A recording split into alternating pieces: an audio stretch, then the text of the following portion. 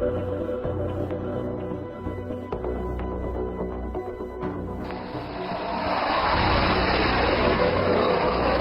38-ton, this twin-engine fighter.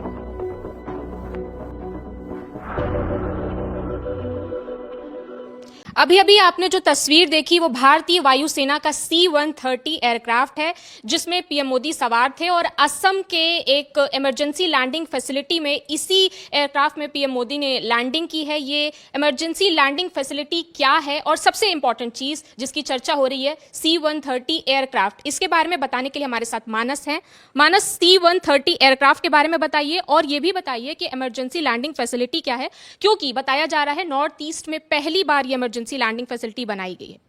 देखिए, पहली चीज़ है कि इमरजेंसी लैंडिंग फैसिलिटी बनाने का मकसद ये होता है कि जब भी आपके देश में जंग छिड़ती है तो दुश्मन का पहला हमला आपके एयरबेसिस पे होता है। और ये इमरजेंसी लैंडिंग फैसिलिटी चाइना से सिर्फ 300 किलोमीटर की दूरी पर बताई जा रही है। हाँ, ये बहुत दिलचस्प चीज़ है क्योंकि डिब्रूगढ़ जहाँ पे ये लैंडिंग फैसिलिटी है असम में, वो चाइना बॉर्डर से बहुत करीब है। 300 किलोमीटर ऐसे मतलब डिस्टेंस में आप देखेंगी तो ज़्यादा हो जाता है, बाई रोड ऐसे बहुत ज़्यादा माना जाएगा, लेकिन ये एरियल डिस्टेंस में बता रहा हूँ, जो हवा से डिस्टेंस, जो विमान हवा वाली डिस्टेंस मानते हैं, उस हिसाब से ये 300 किलोमीटर है। और हमारे अन्य विमान भी जो रफाल और सुखोई उड़ते हैं, सुखोई की रेंज है लगभग 3000 किलोमीटर के आसपास एक फुल टैंक पे, रफाल 3700 किलोमीटर के आसपास जा सकता है फुल टैंक पे। तो ये बहुत दिलचस्प है कि सिर्फ 300 किलोमीटर, और ये कोई तनाव बढ़ाने के लिए नहीं है। हर देश अपनी सुरक्षा के लिए तमाम ऐसे समय समय पे उपाय करता रहता है। नॉर्थ ईस्ट में चूंकि हमारे एयर बेसेस हैं, एयर स्ट्रिप हैं, तमाम चीज़ें हैं, मिलिट्री के अच्छे इंस्टॉलेशन है वहाँ पे, लेकिन इमरजेंसी में हम क्या करते हैं,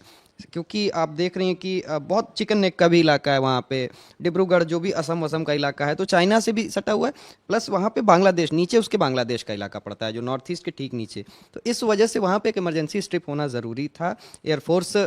में मैंने कुछ लोगों से बात की तो उन्होंने इस बात को भी कंफर्म किया कि वहाँ पे हमारी कोई ऐसी चीज़ नहीं थी ना कि अगर जंग छिड़ जाए, हमारी टू फ्रंट वॉर या चीन से संभवतः अगर कभी कुछ झड़प होती है या संघर्ष बढ़ता है, तो उस सिचुएशन में हम क्या करेंगे अगर वो हमारे एयर बेसिस पे बमबारी कर देते हैं, जैसा हमने ऑपरेशन सिंदूर में किया था पाकिस्तान के एयर बेसिस पे, तो उस सिचुएशन में हम क्या करेंगे। इस वजह से इस एयर स्ट्रिप को बनाया गया। और पीएम का उतरना एक ये पॉलिटिकल मैसेजिंग है दूसरे देशों को कि देखिए, अगर अब